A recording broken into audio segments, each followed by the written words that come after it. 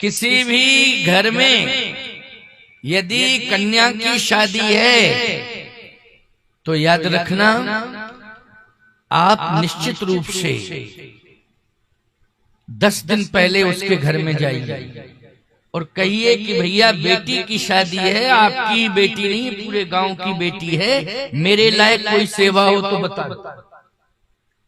भाई निमंत्रण में तो उस दिन जाया जाएगा जिस दिन शादी है, हो सकता तुम्हें निमंत्रण न मिले, ये जरूरी नहीं है, लेकिन 15 दिन पहले तो तुम जा ही सकते हो उसके घर में कि भाई मेरे लायक कोई सेवा हो तो बताना, क्योंकि आपकी बेटी की शादी है तो पूरे गांव की बेटी की शादी है। ये भाव अगर रखोगे तो मैं दावे के साथ कह रहा हूं तुम्हारा परम कल्याण होगा, परम कल्याण होगा।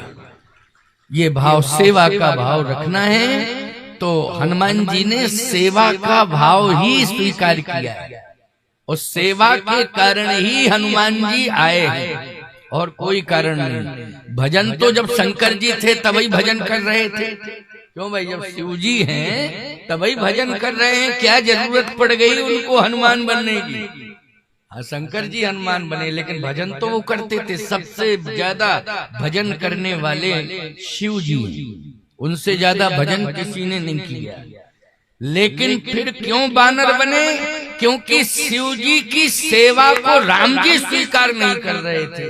उन्होंने कहा तो सेवा तो हम करेंगे चाहे हमको रूप बदलना पड़े, लेकिन मैं सेवा करके ही रहूंगा, बिना सेवा के मेरा भजन सार्थक सिद्ध नहीं होगा जब तक मैं सेवा नहीं कर लूंगा।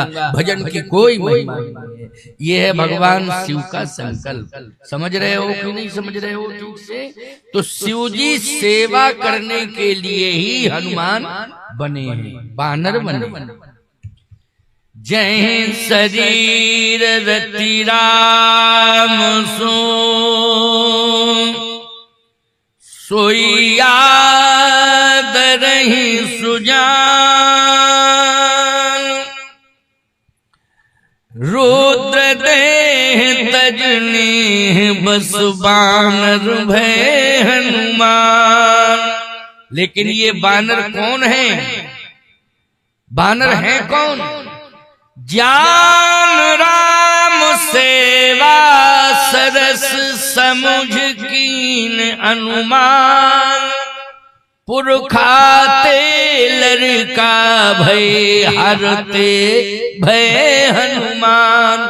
हर मान शंकर, ये हरते भय हनुमान, इसलिए भगवान शिव सेवा करने के लिए ही हनुमान बने हैं। अच्छा एक बात बताओ, हनुमान जी से बड़ा कोई व्यस्त है संसार में?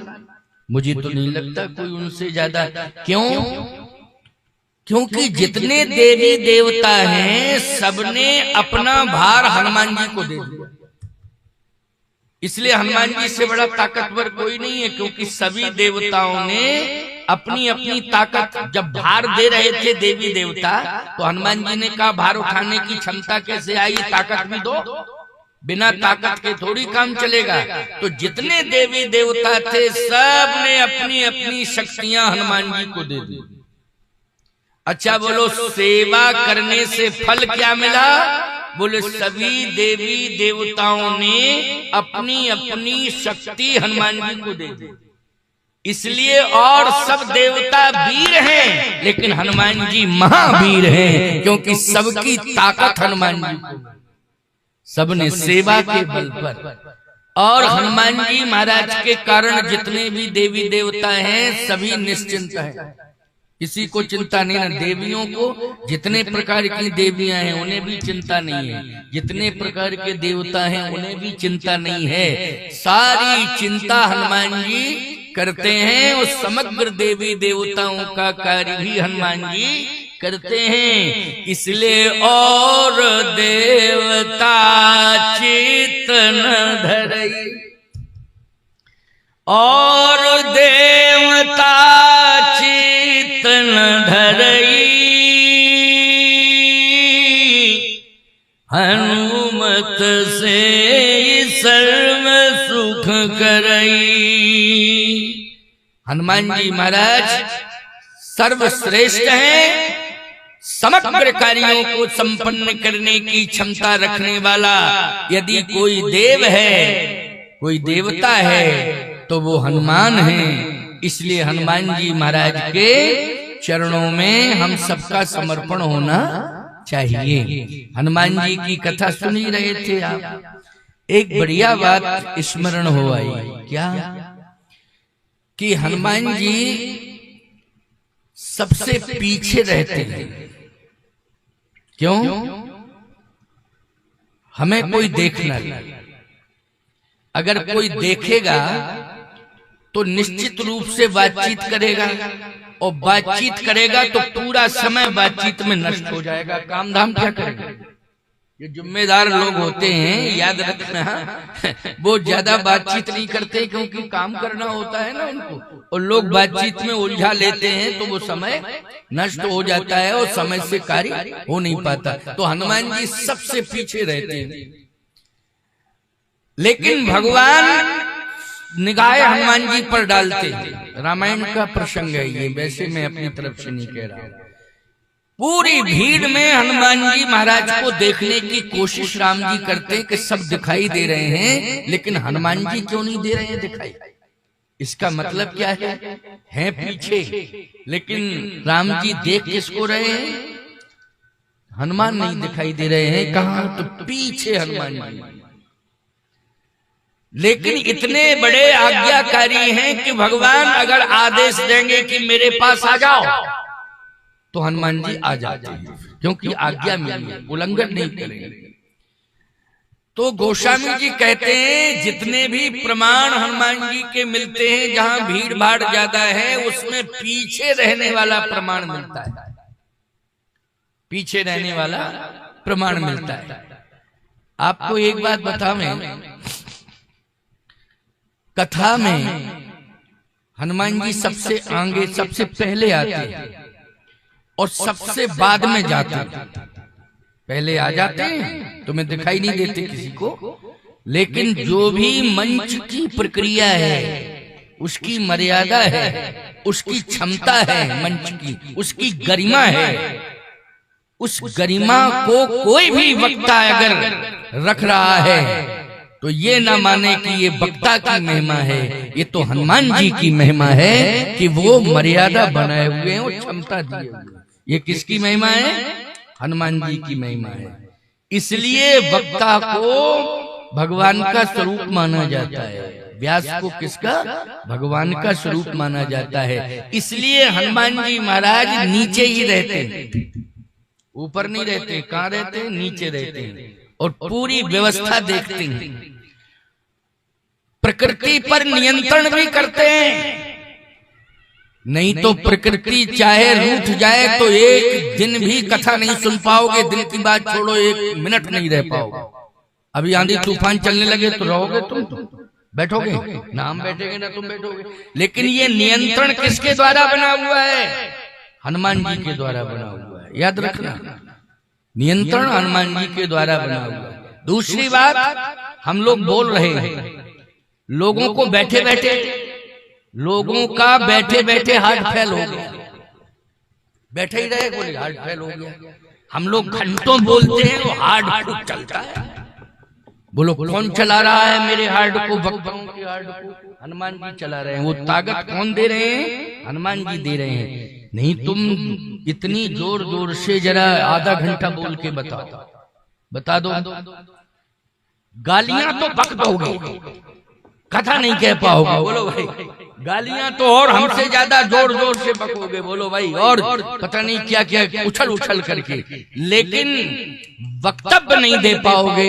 बोलो भाई, यानी गलत शब्द तो तुमसे घंटों निकल जाएंगे, लेकिन अच्छे शब्द तुमसे 10 मिनट नहीं निकल पाएंगे।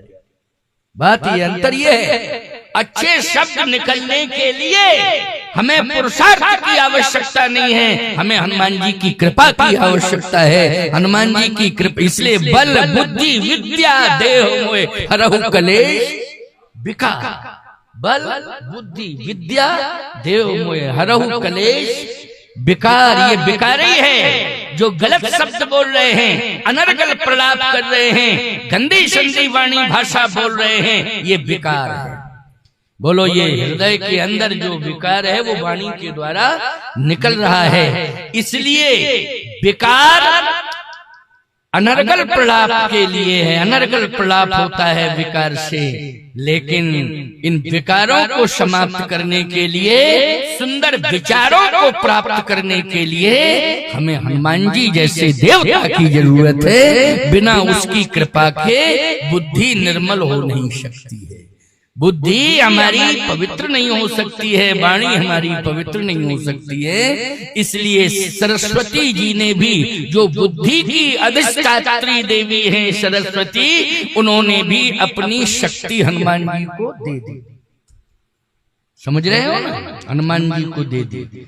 और व्यास जी ने और सुखदेव जी ने, पराशर जी ने, सभी ऋषियों ने अपनी वाणी दे दी है। व्यास की वाणी हनुमान जी के द्वारा निकलती है, सुखदेव की वाणी हनुमान जी के कृपा से निकलती है। ये सबने दिया अपनी अपनी ताकत। ब्रह्मा जी ने, इन्होंने, ब्रह्मा ने क्या किया है कि भूत भविष्य वर्तमान तीनों को लिखा है। किसने? ब्रह्मा ने। लेकिन याद रखना, उनके पास लिखा रखा है, परंतु हनुमान जी के पास लिखा नहीं है। हनुमान जी की तो बुद्धि में ही प्रवेश कर गया है। प्यारे, हनुमान जी किसी पुस्तक को पढ़ते नहीं हैं, और वक्ता तो पुस्तक पढ़ते हैं। हनुमान जी पुस्तक नहीं पढ़ते हैं, बल्कि हनुमान जी का मस्तक ही पुस्तक के रूप में है। जो पुस्तक में लिखा है हनुमान जी के मस्तक में पहले से स्थित है। ऐसा देवता केवल एकमात्र हनुमान। किसके बल पर सब कुछ मिला है? सेवा के बल पर। एक बात और बता रहे हैं, सुनो। कर्तव्य से अधिकार मिलता है, और अधिकार हमें किससे लेना चाहिए? कर्तव्य से लेना चाहिए। लेकिन आजकल लोग, कर्तव्य मानी सेवा, सेवा से अधिकार मिलता है, सेवा से सम्मान भी मिलता है, और सेवा करने से सिद्धि भी मिलती है, और सेवा करने से प्रसिद्धि भी मिल जाती है। सेवा करने से श्रवण कुमार को किससे प्रसिद्धि मिली, जरा बता दो? भजन करने से मिली कि सेवा करने से? बोलो भाई तुम लोग। एक सामान्य उदाहरण हम दे रहे हैं। श्रवण कुमार को प्रसिद्धि मिली कि नहीं मिली? मिली। किससे मिली? सेवा कर, माता पिता की सेवा की। बोलो भाई, प्रसिद्धि मिल गई कि नहीं मिल गई उनको? किससे मिली? सेवा से। सेवा ही भजन है। इसलिए सेवा करने से कभी दूरियां नहीं बनानी चाहिए। सबसे पहले उठिए और पृथ्वी माँ को प्रणाम करिए। घर में माँ बाप हो, उन्हें प्रणाम करिए, और स्वच्छता अभियान से जुड़ जाइए। दे हमारे तिवारी बैठे हुए हैं, इनके घर में हम कई बार ठहरे हैं। 4 बजे ये झाड़ू हाथ में ले लेते हैं। ठंडी भीषण पड़ रही हो तब भी, मैं सत्य कह रहा हूँ। ये वहाँ धनगांव की बात मैं बता रहा हूँ, मैंने देखा। पूरा घर सोता है और ये गायों की सेवा में झाड़ू बहारू सफाई। 5 बजे तो इनका सब साफ हो जाता है। बोलो भाई, इनके पास क्या कमी है? इनके पास धन है, जमीन है, जायदाद है, नौकर हैं, सभी हैं घर में, लेकिन स्वयं कार्य कर रहे हैं। और स्वयं कार्य कर रहे हैं तो इनकी सेवा का ही फल इन्हें मिला है कि इनका बेटा महात्मा हो गया। बोलो, ये सेवा का फल मिला है कि बेटा क्या हो गया? साधु बन गया, महात्मा। पढ़ा लिखा लड़का है आजकल, पढ़ा लिखा लड़का कौन बनना चाहता? साधु। बोलो भाई, हैं? लेकिन पढ़ा लिखा बालक साधु बन गया, बालकालीन बन गया। ये तुम्हारी सेवा का फल है। इसलिए सेवा के द्वारा ही हम भगवान को बस में कर सकते हैं। किसके द्वारा? सेवा के द्वारा। सेवा से ही हनुमान जी ने बस में किया है। आप कहोगे वहां लिखा तो यह है कि भजन के बल पर बस में किया है। सुमिरि पवन सुत पावन नामू, अपने बस करि राखेउ राम। ये चौपाई, ये अर्धाली, इसका अर्थ ये सिद्ध कर रहा है कि सुमिर पवन सुत, सुमिरन किया, भजन किया। लेकिन आपको मालूम होना चाहिए हनुमान जी ने भजन तो किया है, लेकिन हनुमान जी ने सेवा सबसे ज्यादा की है, क्योंकि सेवा ही भजन है, सेवा ही भजन है। अच्छा, सुमिर पवन सुत पावन नाम, हाथ से करो सेवा और वाणी से क्या करो, भजन करो। क्यों भाई, भजन किससे होता है? वाणी से होता है। और सेवा हाथ पैर से होती है, पैर से चलिए, हाथ से सेवा करिए तो भजन भी होगा और सेवा भी होगी। पुराने समय की बात मैं बता रहा हूँ, कुछ माताएं पुराने समय की बैठी हैं यहाँ, ज्यादातर तो वही बैठी हैं, बहुएं कम आई हैं, आजकल आएंगी हैं, क्योंकि बहुएं जो है ये सोच रही हैं, इन्होंने सासों की ड्यूटी दे रखी है कि तुम पहले जाओ हो आओ, फिर पीछे से हम आएंगे। कोई बात नहीं, कल से बहुएं भी आएंगी। जब तुम घर में झाड़ू लगाती थी तो कोई ना कोई मंगल गीत गाती थी कि नहीं गाती थी? पुराने समय की बात है ना। गांव में पहले प्रभात फेरी होती थी, राम धुनी बोलो चलती थी कि नहीं? अच्छा, यहाँ लोग बैठे, कितने गांव वाले ऐसे हाथ उठा के बतावे कितने गांव में अभी राम धुनी चल रही है, प्रभात फेरी चल रही है? तुम्हारे जलियापुर में चल रही है रोज 5 बजे 4 बजे 4 बजे। अच्छा, एक व्यक्ति ने कहा है गांगपुर में, बताओ गांगपुर में। अच्छा, ईमानदार हैं वैसे लोग, अगर हो नहीं हो रही है तो बैठे, यही झूठा हाथ उठा देते कि बदनामी गांव की हो रही है। कोई बात नहीं, इस कार्य को शुरू कर दो। ये जगह जगह ये राजभर की वहाँ यात्रा में, इसलिए मैंने कहा था आशीर्वाद।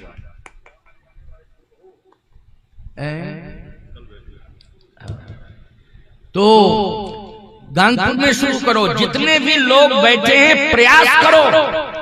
क्यों? मैं एक बात कहना चाहता हूं, आप ये मत सोचना कि हमारी बात बच्चे नहीं मानते हैं। हम तो महाराज बूढ़े हैं, निर्वाह कर ले जाएंगे, लेकिन साल 2 साल 4 साल करेंगे, परंतु बच्चे नहीं मानेंगे। मैं एक बात कहता हूं, बच्चों की बात छोड़ो, बच्चों के बच्चे संस्कारी बनेंगे। अगर वो बच्चे गर्भ में हैं और नाम संकीर्तन, अगर प्रभात का ब्रह्म मुहूर्त का नाम संकीर्तन किसी बहू के कान में पहुंच जाएगा और उसके गर्भ में अगर संतान है तो निश्चित रूप से संकीर्तन के प्रभाव से संतान प्रहलाद के रूप में जन्म लेगी, ये प्रभाव पड़ेगा। इसलिए ये मत सोचा करो कि हम बूढ़े लोग मान लेंगे, बच्चे नहीं मानेंगे। बच्चों को सुधारने के लिए, उनको संस्कारी बनाने के लिए ये प्रयास करिए। गांव में प्रभात फेरी हो, राम नाम की धुनी हो, तो सेवा, कोई भी कार्य, किसान हो, खेत में काम करो तो भगवान का नाम लेते हुए काम करना चाहिए। एक प्रमाण और दे रहा हूं आपको, भक्तमाल का प्रमाण दे रहा हूं। भक्तमाल में एक धनाबाई थी, धनाबाई गुजरात